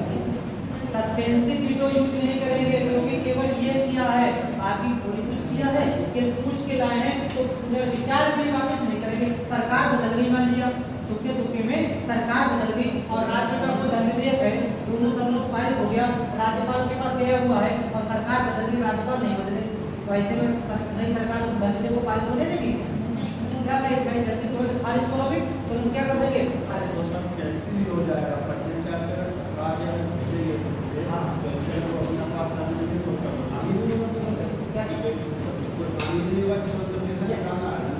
ऐसे शब्दों जैसे मान लिया विधानसभा है और विधान परिषद है, यहाँ से भी पारित हो गया विधेयक, ठीक है, यहाँ से भी पारित हो गया विधेयक और यहाँ से पारित होने तक पेंडिंग कहाँ पर है, राज्यपाल के पास पेंडिंग में है, अभी राज्यपाल ने साइन नहीं की है, ठीक है, सरकार बदल गई, विधेयक पारित नहीं होगा,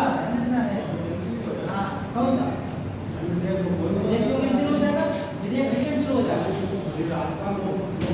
हाँ तो राज्यपाल, हाँ वही तो कह रहे हैं कि अगर राज्यपाल अगर खारिज करेंगे तो खारिज होगा, हाँ तो राज्यपाल का मन देखो ये वाले तो कभी केवल सस्पेंसिव वीटो यूज नहीं करेंगे, ध्यान रखना है, हर विधेयक के मामले चाहे राष्ट्रपति हो चाहे राज्यपाल सस्पेंसिव वीटो यूज नहीं करेंगे, बाकी कॉपी भी कर सकते हैं और अब्सोल्यूट भी कर सकते हैं, खारिज भी कर सकते हैं और रोक भी लेंगे, ठीक है, दोनों काम कर सकते हैं, केवल सस्पेंसिव यूज नहीं करेंगे क्योंकि क्या किया गया है, राज्यपाल की पूर्ण अनुमति से लाया गया, ठीक है, इतना ध्यान रखना है। बाकी के दोनों वीटो यूज कर सकते हैं, जहाँ पर राज्यपाल करेंगे तो वहाँ पर कौन करेंगे, क्लियर इसकी बात है। ये वाली किसके बारे में बताती है, धन विधेयक। धन विधेयक की आपको परिभाषा पहले बता दीजिए, केंद्र के जो हमने धन विधेयक पढ़ा था वो हमारा राज्य का धन विधेयक होता है। धन विधेयक की परिभाषा बता दो, किसको धन विधेयक कहेंगे, किसको धन विधेयक कहेंगे, किसको धन, कोई कर लगाना है हटाना हो,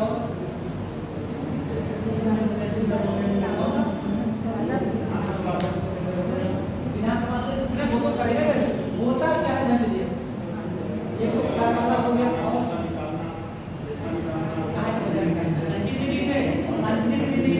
संचित निधि से कोई पैसा निकालना हो, जमा करना हो, लोक लेखा निधि से कोई पैसा निकालना जमा करना हो या आकस्मिक करने तीन प्रकार की निधि होता है, इनमें से कोई पैसा निकालना है या पैसा जमा करना है या फिर कोई कर लगाना है, कोई कर हटाना है, उसकी दरों में परिवर्तन करना है, ये सब क्या हो जाएगा हमारा, ये सब हमारा हो जाएगा धन विधेयक। और इसको प्रमाणित कौन करता है, केंद्र में लोकसभा अध्यक्ष और राज्य में कौन करेगा, विधानसभा अध्यक्ष। क्लियर की बात है, ठीक है, नोट कर लो धन विधेयक,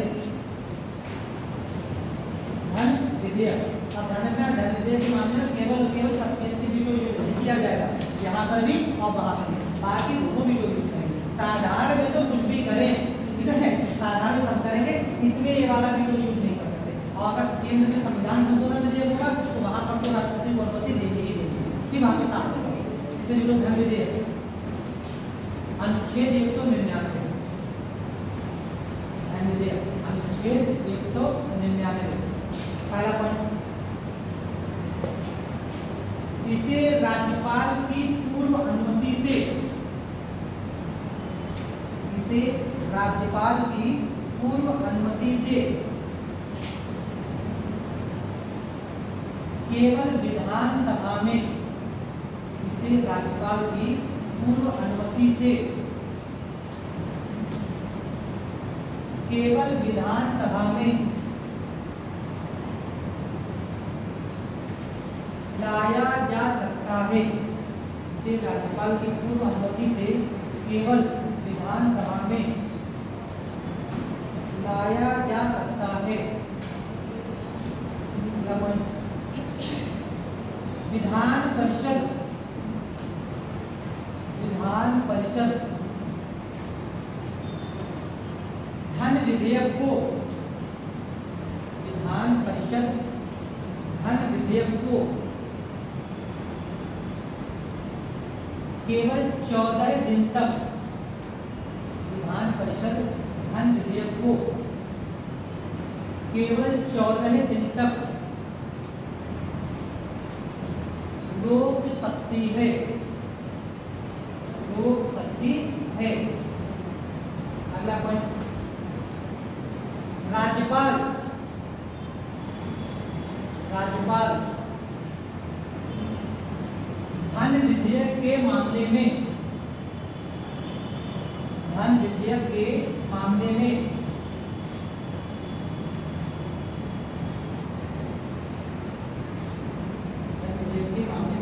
सस्पेंसिव वीटो का, सस्पेंसिव निलंबनकारी वीटो, सस्पेंसिव वीटो का प्रयोग नहीं कर सकते, सस्पेंसिव वीटो का प्रयोग नहीं कर सकते। ठीक है, ये हमारा हो जाएगा धन विधेयक। अच्छा, धन विधेयक के मामले में किसी विधेयक के मामले में जब खारिज करने की बात हो तो दो सिचुएशन बताई, एक तो आपको सरकार बदल जाए, दूसरी कौन सी सिचुएशन होती है? निष्ठा का क्या?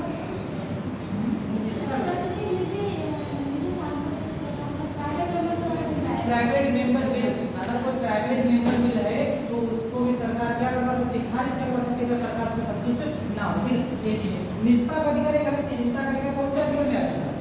ये 21 में आ जाता है, तो ये सहायता केस के साथ आगे उसमें घोषित किया गया। ठीक है, ये चीजें देखो।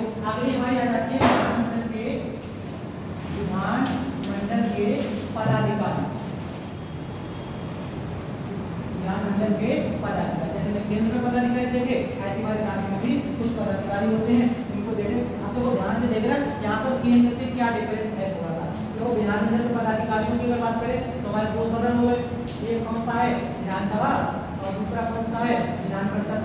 विधानसभा में 2 पदाधिकारी और विधान परिषद में भी 2 पदाधिकारी। यहाँ पर कौन हो जाएंगे? विधानसभा के अध्यक्ष, विधानसभा के अध्यक्ष, और दूसरे कौन हो जाएंगे? विधानसभा के उपाध्यक्ष। ऐसे ऐसी विधान परिषद की बात करें, एक कौन हो जाएंगे? सभापति, और दूसरे कौन हो जाएंगे? उप सभापति।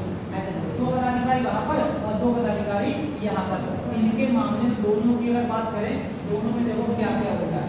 इनकी सदस्यता की अगर बात करें, कि सदस्यता की अगर बात करें तो अध्यक्ष विधानसभा का सदस्य होता है, पहला पॉइंट ये रहता है।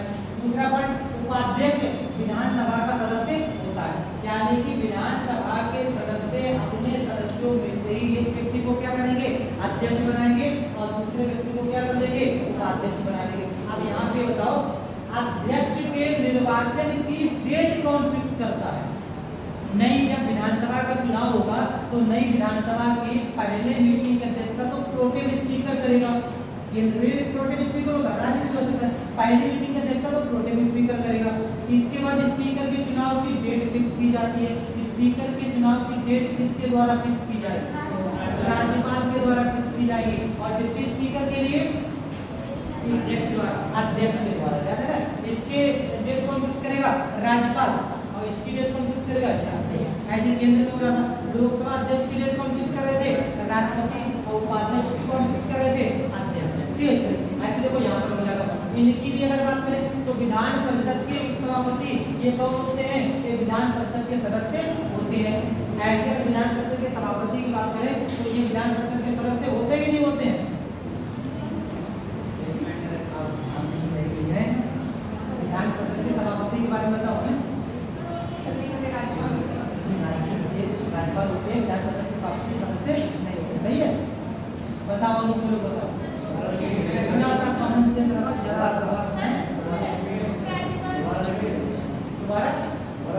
दोबारा हम सदस्यता की बात कर रहे हैं। लोकसभा अध्यक्ष और उपाध्यक्ष ये दोनों अपने अपने सदन के सदस्य होते हैं। अध्यक्ष लोकसभा का सदस्य होगा, उपाध्यक्ष लोकसभा का मतलब विधानसभा। ठीक है, अध्यक्ष विधानसभा का सदस्य होगा और उपाध्यक्ष विधानसभा का सदस्य होगा। ऐसे विधान परिषद दो अध्यक्ष को लगाने होते हैं, एक कौन सा? सभापति और दूसरा कौन सा? उपसभापति। विधान परिषद का सभापति विधान परिषद का सदस्य होता है। हम पूछना ये चाह रहे हैं, विधान परिषद का सभापति विधान परिषद का सदस्य होता है कि नहीं होता है? नहीं होता है, नहीं होता है। सही है, नहीं है, नहीं है। तो कौन होता है विधान परिषद का सभापति? अगर सदस्य मतलब कौन होता है? ये नहीं तो आपको बता दें, उपराष्ट्रपति होता है। यहाँ पे कौन होता है?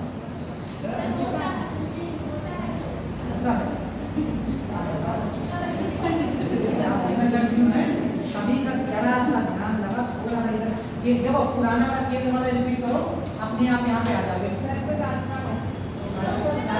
विधानमंडल का एक अंग होता है। हाँ यार, तो भाई यहाँ पे उपराष्ट्रपति के समकक्ष कोई पद होता है क्या? नहीं होता है। तो ये अपने सदस्यों में से क्या करते हैं? तो सभापति बनाते हैं। भाई यहाँ पे तो उपराष्ट्रपति के समकक्ष कोई पद ही नहीं है, राज्यपाल क्यों हुआ? राज्यपाल तो बेचारा विधानमंडल का अंग है, वो अंग है, वो सदस्य नहीं होता है किसी का। ख्याल रखना। तो चार के चारों कौन होते हैं? अपने अपने सदन के सदस्य होते हैं। देखो ये यहाँ पर क्या हो गया? चेंज। ठीक है, केंद्र से यहाँ पर हो गया चेंज, ये केंद्र हो गया। दूसरा देखो अगर बात करें और देखो कहाँ कहाँ पर चेंज है, बस यही ध्यान रखना है, यही चीजें करेंगे। अब कार्यकाल की बात करें, लोग विधानसभा के अध्यक्ष की बात करें तो विधानसभा अध्यक्ष कितने समय तक अपने पद पर बना रहेगा? 5 साल तक। इसका कार्यकाल कितना होगा? 5 साल। क्योंकि विधानसभा का अध्यक्ष कौन है? विधानसभा का सदस्य। और विधानसभा सदस्य का कार्यकाल कितना होता है? 5 वर्ष का होगा। ऐसी विधानसभा के उपाध्यक्ष की बात करें, कार्यकाल कितने वर्ष का होता है? 5 वर्ष का होता है। ये भी कितना हो जाएगा? 5 वर्ष का कार्यकाल हो जाएगा। अब इधर देखो, विधान परिषद के उपसभापति की बात करें, कार्यकाल कितने वर्ष का हो जाएगा? 6 वर्ष का हो जाएगा। लेकिन सभापति का बताओ, सभापति का कार्यकाल 6 वर्ष।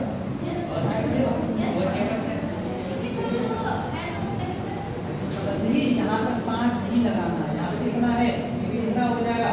6 वर्ष। यहाँ पर उपराष्ट्रपति वाला दिमाग रखिएगा। ठीक है, तो केंद्र से राज्य से कहाँ कहाँ पर चेंज है? ये चेंज हमारा। देखो केंद्र में हम लोग राज्यसभा के सभापति की बात कर रहे थे, तो राज्यसभा में सभापति राज्यसभा का सदस्य नहीं था। यहाँ पर विधान परिषद का सभापति विधान परिषद का सदस्य होता है। पहला चेंज।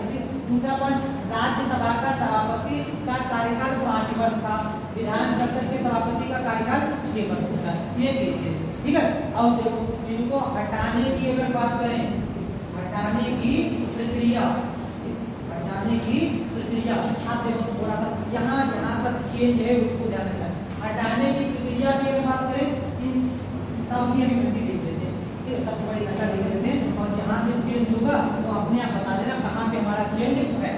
अगर इन सबको हटाना है, चाहे इनको हटाना हो चाहे इनको हटाना हो, अगर इन दोनों को हटाना है तो ऐसा एक प्रस्ताव लाया जाएगा। ऐसा प्रस्ताव लाया जाएगा, ऐसा प्रस्ताव इन दोनों को हटाने के लिए कहाँ लाया जाएगा? विधानसभा में या विधान परिषद में? विधान परिषद में ला सकते कि नहीं ला सकते हैं?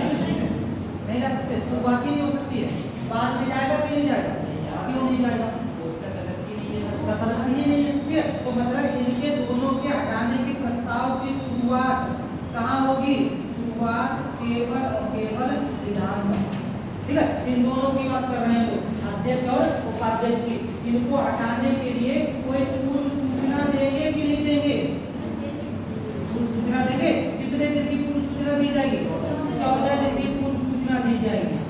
14 दिन की पूर्व सूचना दी जाएगी। ऐसे इन दोनों को दे देते हैं। अगर इन दोनों को हटाना है तो इन दोनों को हटाने के प्रस्ताव की शुरुआत कहाँ होगी? विधानसभा में, विधान परिषद में? विधान परिषद में। विधानसभा में आएगा ऐसा प्रस्ताव? नहीं आएगा?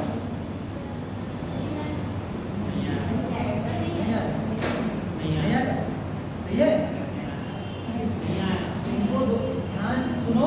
देखो रट्टा ना मानो कतई कतई रट्टा मत, थोड़ा सा समझो, ध्यान से सुनो। विधान परिषद के सभापति, ये वाला कॉन्सेप्ट दिमाग में बिठाओ, ये वाला, ठीक है? ये वाला कॉन्सेप्ट दिमाग में बिठाओ, अपने आप क्लियर हो जाएगा।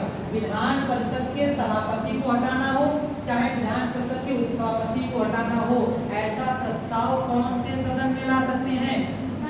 विधान परिषद में लाएंगे, क्योंकि ये जहाँ के सदस्य होंगे उन्हीं को तो लेके आएंगे। तो इनको हटाने के प्रस्ताव की शुरुआत कहाँ हो सकती है? विधान परिषद में। ये पता लगे अपनी विधान परिषद चल रही है, ठीक है? ये क्या है? ये विधान परिषद चल रही है, विधानसभा चल रही है ट्रिमंड कॉलेज में, ठीक है? और हम कौन है? हम इस विधान परिषद के सभापति हैं। हमें हटाना है तो हमें हटाने के प्रस्ताव की शुरुआत यहाँ होगी कि ट्रिमंड कॉलेज में होगी? यहाँ होगी। तो इतनी सी बात काहे को इतना कंफ्यूज हो? इसी बात के आंसर काहे के लिए सही से निकल के आ रहे? तो अगर इन दोनों को हटाना है तो प्रस्ताव की शुरुआत कहाँ होगी? विधान परिषद में होगी। इन दोनों को हटाना है तो प्रस्ताव की शुरुआत कहाँ होगी? विधानसभा। फिर अगला पॉइंट बताओ, इनको पहले बताएंगे कि नहीं बताएंगे? 14 दिन की पूर्व सूचना दी जाएगी। 14 दिन की पूर्व सूचना दी जाएगी इन दोनों को हटाने के लिए। अब बताओ आगे की प्रोसेस बताओ। मान लिया कि 14 दिन की दे दी, प्रस्ताव लेके चले आए। अब इस पे की जाएगी वोटिंग, और वोटिंग की बात करें तो बहुमत इन दोनों को हटाने के लिए जो बहुमत होता है, कितना बहुमत चाहिए है? विधानसभा का कितना बहुमत चाहिए होता है अध्यक्ष उपाध्यक्ष को हटाने के लिए? ये सवाल ध्यान दो। टोटल का कुल सदस्य संख्या का 2/3। सही है?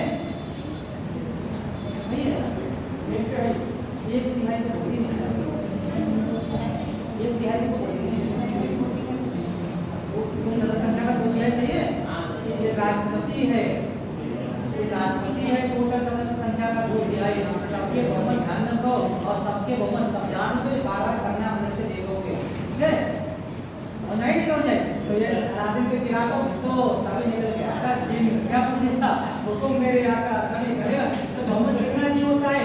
यहाँ पे चाहिए होता है टोटल का बहुमत। 2/3 नहीं होता है, कितना होता है? टोटल सदस्य संख्या का बहुमत। टोटल सदस्य संख्या का बहुमत कितना हो जाएगा? जैसे उत्तर प्रदेश की बात करें 403 का बहुमत कितना हो जाएगा? 202।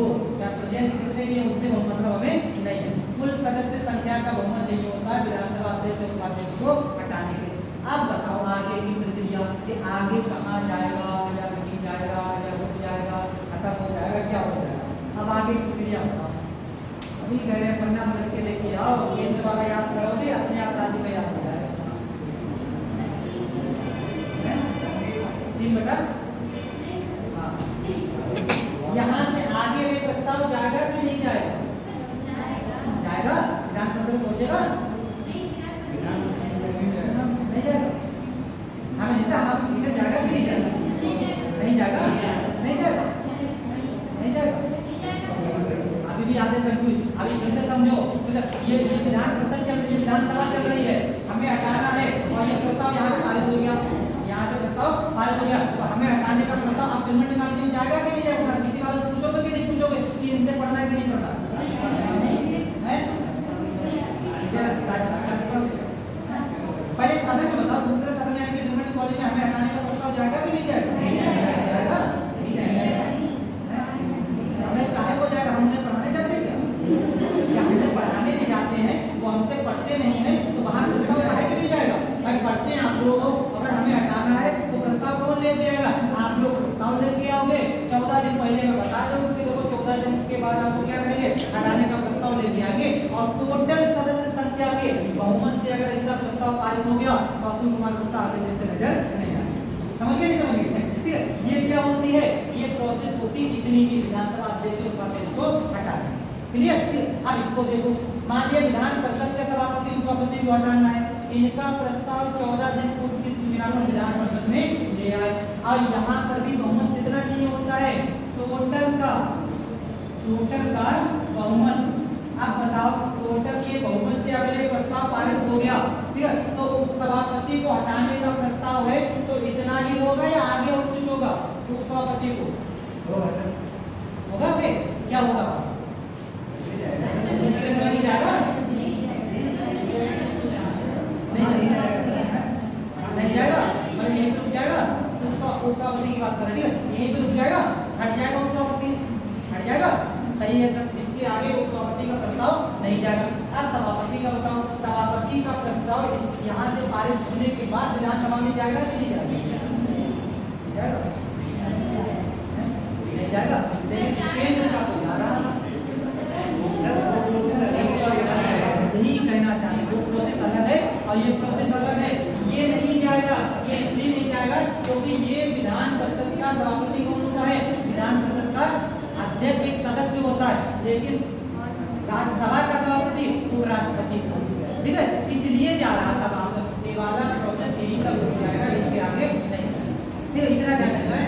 जैसे विधानसभा के अध्यक्ष उपाध्यक्ष को हटाना हो या विधान परिषद के सभापति उपसभापति को हटाना हो तो इनका प्रस्ताव केवल इन्हीं के सदन में रहेगा, इनका प्रस्ताव दूसरे सदन में नहीं जाएगा। ऐसे करके समझ लो, ये विधानसभा समझ लो और ब्रह्मण्यकालीन वाले के बाद विधान परिषद समझ लो।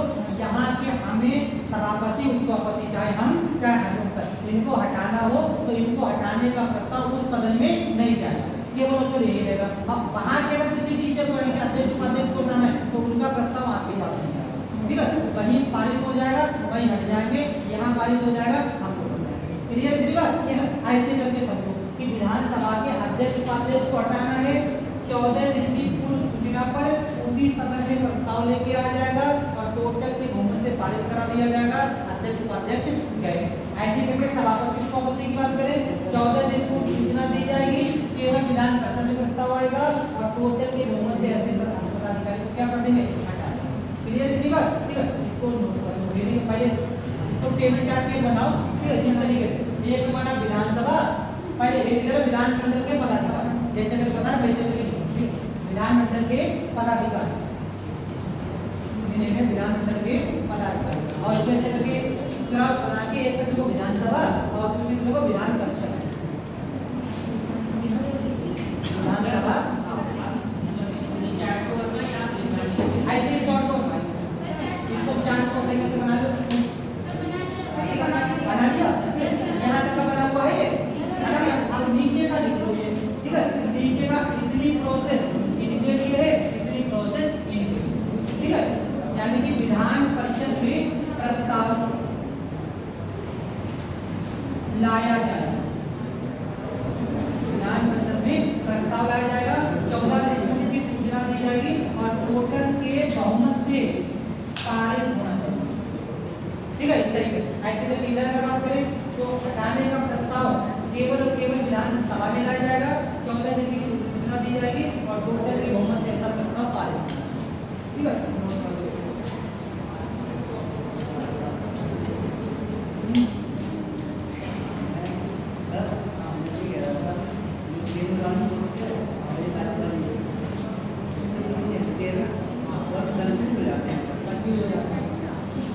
चलो ऐसा करते हैं, अभी दोनों को कंपेयर करते हैं, ठीक है, दोनों को यहाँ पे भी कंपेयर कर देते हैं। करते कंपेयर तो नहीं करते, कंपेयर करोगे तभी तो कंफ्यूज नहीं होगा भाई। अंतर तक नहीं पता होगा कि कहाँ कहाँ पर डिफरेंसेस है। अब देखो कहाँ कहाँ पर डिफरेंस होता है, 3 जगह पर डिफरेंस है। एक ये वाला डिफरेंस है, एक ये वाला डिफरेंस है कि वो सदस्य नहीं होता, ये सदस्य होता है, पहला डिफरेंस ये है। दूसरा डिफरेंस कार्यकाल में है, राज्यसभा के सभापति का कार्यकाल 5 वर्ष होता है, विधान परिषद के सभापति का कार्यकाल 6 वर्ष होता है, ये है।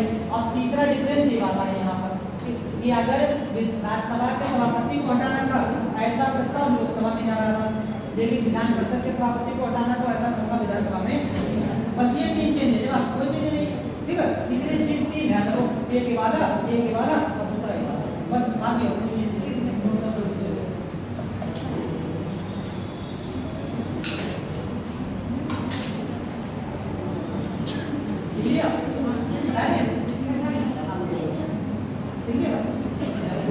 ये आपका हो गया राज्य की कार्यपालिका विधायिका दोनों कंप्लीट हो गया। राज्य की कार्यपालिका पहले हो गई और राज्य की विधायिका हमारी। देखो तीन अंक स्टार्टिंग में नोन बताते हैं, कौन सा? कार्यपालिका, विधायिका, न्यायपालिका। और तीन के तीनों हमने कर लिए, केंद्र का भी हो गया और राज्य का भी हो गया।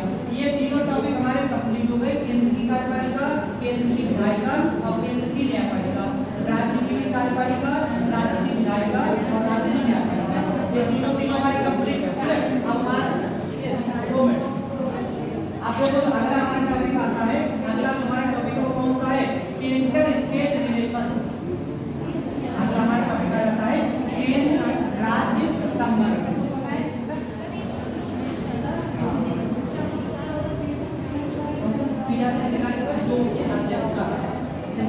सदन को चलाएगा अभी ये मानिए सदन है तो ये पूरा सदन है तो इसमें पीठासीन अधिकारी कौन है? ठीक है, 1 घंटे पहले यही सदन था, इसके पीठासीन अधिकारी कौन थे? ठीक है, इस तरीके से उसकी अध्यक्षता कर रहा होगा वो पीठासीन अधिकारी। ये अधिकारी नहीं है, ध्यान से इसका पीठासीन अधिकारी नहीं है। अगला जो हमारा टॉपिक कौन सा आ जाएगा? केंद्र राज्य संबंध। केंद्र राज्य संबंध, तो केंद्र राज्य संबंध जो स्टार्ट अगली क्लास में करेंगे। पहले थोड़ा सा इसको ओवरव्यू देख लेते हैं क्या क्या है। देखो केंद्र राज्य संबंध की अगर बात करें तो केंद्र राज्य संबंध के आधार पर हमने शासन प्रणाली में आपको स्टार्टिंग में ही 3 प्रकार बताए थे। एक प्रकार कौन सा था? Confederation, confederation. दूसरा कौन सा था? फेडरेशन। और तीसरा कौन सा था?